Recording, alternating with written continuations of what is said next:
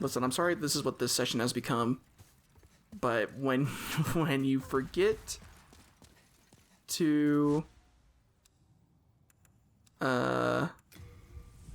record the first 40 minutes, you can't just do a 6-minute episode of fighting the boss and then end it.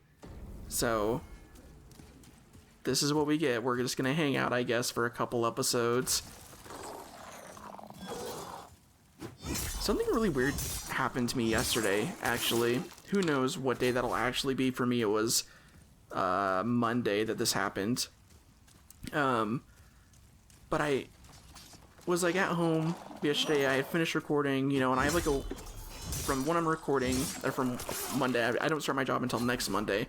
So basically, I'm like taking this time to record a bunch and just kind of chill, because I don't know what that job is going to entail necessarily as far as it taking up amounts of my time. So I just want to be prepared for that, and I really wanted to try and beat Dark Souls this week. Anyways, none of that matters. So after I finished recording yesterday, I was like, man, I want a quesarito for dinner, but I don't want to order Taco Bell because I eat out a lot, and that I need to stop doing that. And we have taco stuff, so I can make my own quesarito. I was like, you know what, though? It's not going to be as good because we don't have... I've tried making my own quesaritos before, and we don't have the chipotle sauce. And the chipotle sauce, the creamy chipotle sauce that Taco Bell puts on their quesaritos, or really all of their stuff, is really kind of the secret sauce for me. You know, that kind of takes it to the next level. It's... like, it's what makes Taco Bell taste like Taco Bell to me. Like, I didn't realize that until I tried making quesaritos on my own, where I was like, no, yeah, you need that creamy chipotle sauce. So I was like, I don't have that, though. And then it hit me. It was like, oh, you know what, though? Walmart sells bottles of the creamy chipotle sauce. Walmart is a great place because they sell, like, the secret sauces for most of the restaurants. I think they also have the Chick-fil-A sauce, which I'm not, like, that big of a fan of Chick-fil-A in general. Like, I think it's... one, it tastes fine, but two, they're just like a bad company, so I'm not going to support them in any way whatsoever. But if you like Chick-fil-A, they have the Chick-fil-A sauce. But so I went to Walmart yesterday in my pajamas, basically, which consisted of a gray what are they called, joggers, gray joggers, and a gray shirt for the university that I graduated from.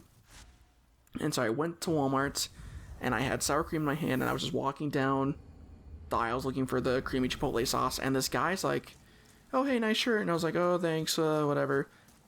And then I just, kept walking, because that's what you're supposed to do. And then he, like, not followed me, but, like, he's like, oh, when did you graduate? So I told him when I graduated. And he's like, oh, what'd you graduate with? And I was like, oh, it's like a marketing degree type thing. He's like, oh, really? And then started talking to me more. And to give you, like, a better understanding, like, this dude wasn't creepy or anything like that. Like,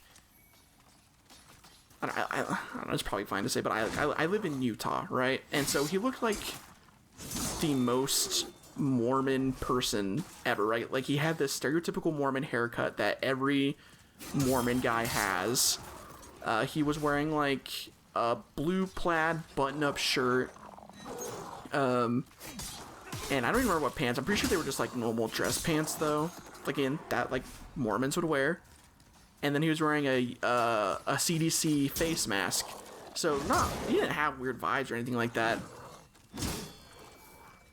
And this story kind of goes with, tell me you grew up as a straight white dude without telling me you grew up as a straight white dude. And so he's like, oh, we're just like, kind of talking about school and everything like that. And then he goes into, like, oh, do you have a job right now? And I'm like, I'm starting one in a week. And he's like, are you committed to it, or are you open for options? And I was like, I guess I'm always open for options, you know what I mean? I'm not gonna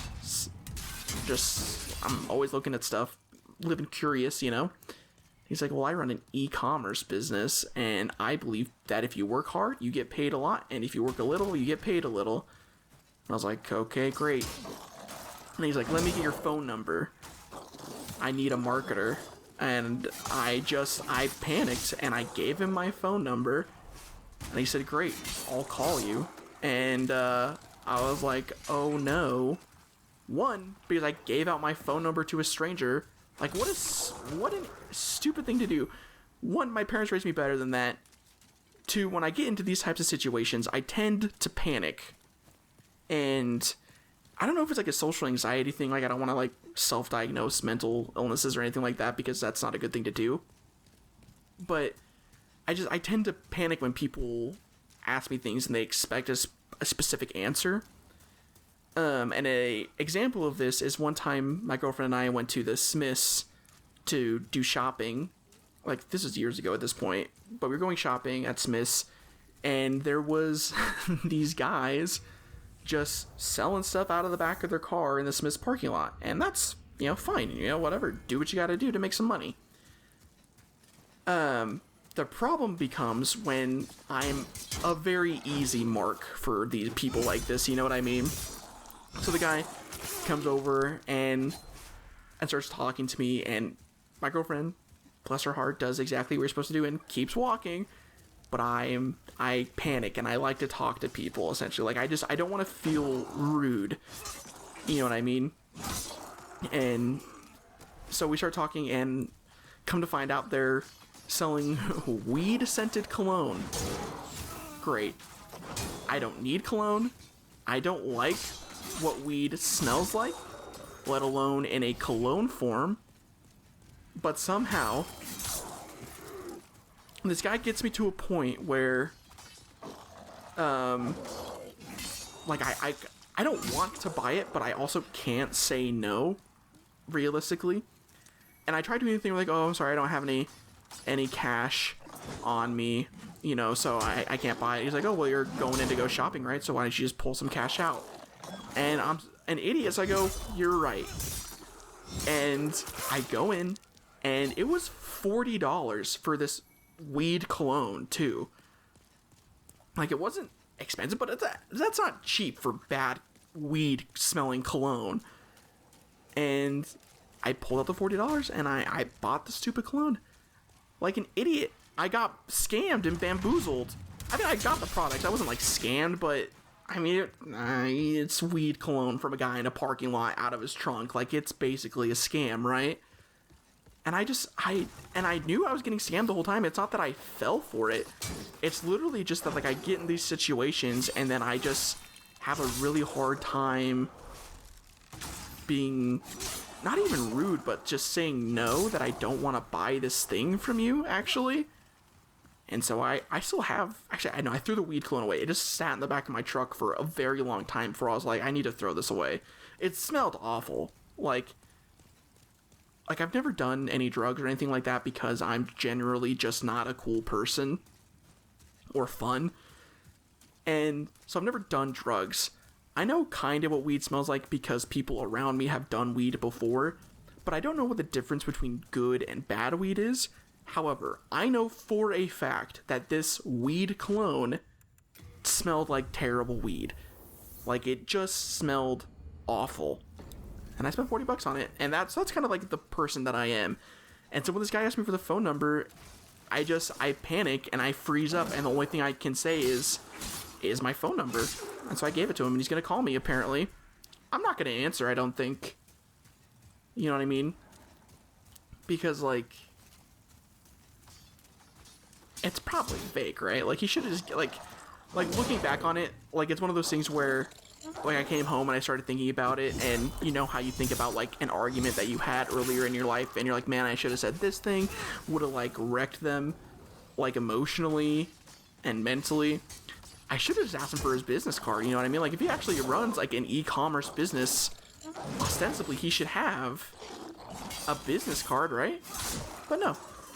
I gave this man, this strange Mormon man named Marshall, in a random Walmart, my phone number, because he runs an e-commerce business, and he liked the college that I went to. Here's the thing. As they, like, realistically, am I going to answer the call? I don't want to. I might. You know what I mean? Because I'm in a position where there's only a risk that maybe I make some money, but also then he's going to ask for, like, information from me, so as I'm talking it out, it doesn't make sense to answer the call, because it's going to be a fake job, or I'm going to have to work so much and the pay's not going to be that much. So yeah, if Marshall calls me, I'm going to block his number. Sorry, Marshall. If you find this, but you were nice in Walmart, but you should have just given me your business card. I don't know. That's a better scam. To be fair though, if he gave me his business card, 100% not going to call him. You know what I mean? Like, once I'm out of the situation and I can, like, think about the actions to take, then I'm like, oh, no, I'm not gonna do that. But while I'm stuck in the situation, all bets are off. I'm a sucker. I'm a grade A sucker. One time, another story, we were at a mall in California with my girlfriend's family, like, doing shopping, and we were approached by this random child, and it's like, hey, I'm selling candy bars for my soccer team. No other information. It wasn't that much though. It was like $1, $2 for a candy bar or whatever. So I was like, yeah, sure, I'll buy the candy. Then I was like, man, you got scammed. I was like, I got the chocolate bar, and it's like a fine chocolate bar. So I don't know how they're scamming me, but maybe it was $10. How much was it actually? I don't remember it being very much. That's why I did it. But still though, like, you don't, a random kid in a California mall, you don't just give him money. Come on. I'm a mark, you know? Like, I'm the one. I've gotten better at saying no over the years, but man, it's a rough time. The only way that I can, like, guarantee that I hope that doesn't squish me, okay. Guarantee that I'm not going to, I forgot to buy the Sharpstones, buy anything stupid or give away money, is I need to wear both of my headphones and just walk by people. And also when we set up the expectation that they are selling something, it's like, cause like when you walk through malls and there's, you know, how many of these do I need to buy? I'll buy 5 of them. Because you walk through malls and there's like the kiosks that the people approach and you're like, hey, try this lotion, and they try to sucker you into buying stuff. Those I can get out of fine because there's the expectation that they're selling something and that I don't want to buy it. It's when like I get it sprung on me, essentially, is when I begin to panic. So I don't do well, you know? I don't do well, and I especially don't do well like approaching people for money. That was the job that I had that I quit before I have this new job that I have now. Am I gonna have enough? No, I'm gonna have to go do more. Where my job, it said it was a marketing job. It was not a marketing job. I had to, you know, ask people to give me money for charity, which sucked. And I hate asking people for money. And it's probably my parents' fault, in all honesty. Because they would never let me accept money from people, even if I did work. Like, I remember this one time, our neighbors, like, down the street were going on, like, a week-long vacation. And they had a lot of, like, they essentially owned a small ranch where they had, like, a bunch of, like, horses and goats and dogs and stuff like that in a really big garden. And they were like, you know, hey, will you come feed our animals and water our garden while we're away for a week? And I was like, yeah, sure. So, you know, I basically helped run their small ranch and their stuff for like a week. And I was pretty young. Like, I couldn't drive yet. I think I was between the ages of 10 and 13, I'm pretty sure. I think I was closer to 13. And when they came back, they're like, I had done, you know, none of the animals died. None of the plants had died. Their house hadn't burned down.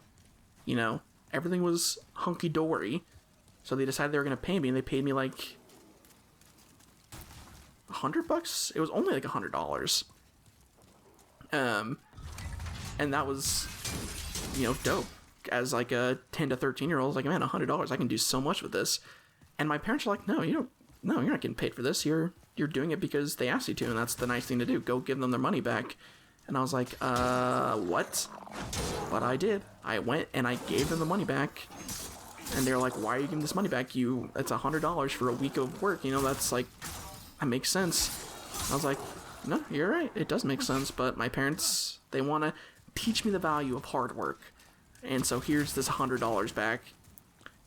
And of course, it was one of those things. I think my parents were testing me to see if I would throw a fit, or like if I was only doing it for the money, or if I was doing it just to be nice. And they ended up letting me keep the money, so you don't have to get mad at my parents for me or anything like that. Like, it's fine. Everything's fine. I got to keep the $100 from like 12 years ago. I think I probably bought a video game with it. I'm almost positive I bought a video game with it. Don't remember what it was though. But hey, $100 as a 13-year-old, rolling in dough.